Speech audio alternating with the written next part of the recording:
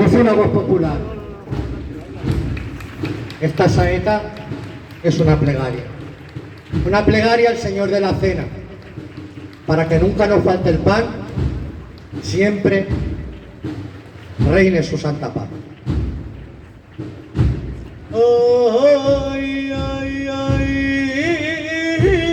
ay, ay, ay,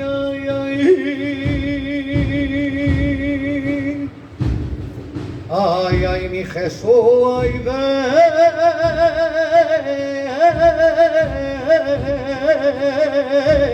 la cena. Santo siempre,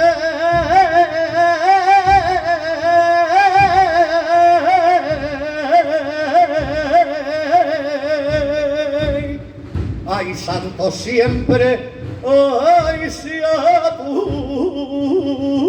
nombre. Danos el pan,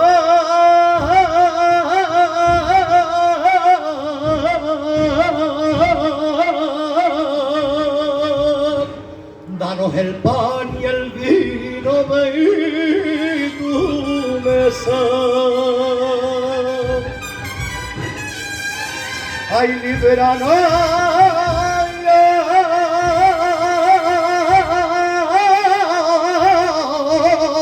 del mal.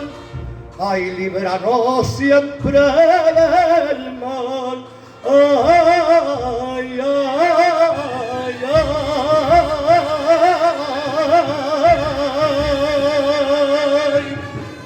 ay, danos siempre, ay, no te lleve la paz que no dejaste. Ay, ay, ay,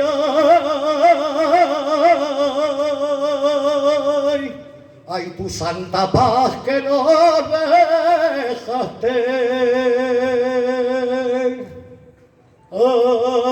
Ay, desde un lucero cercano se me figura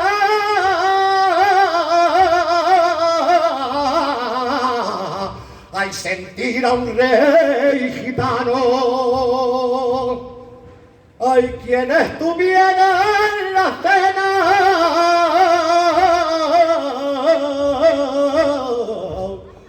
ay,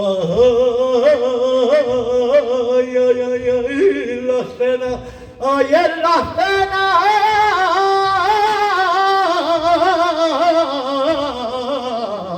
ay, ay, ay, en tu santa, ay, ay, ay, cena. ¡Viva el Señor de la Cena! ¡Viva la Santa Cena! ¡Viva la Santa Cena!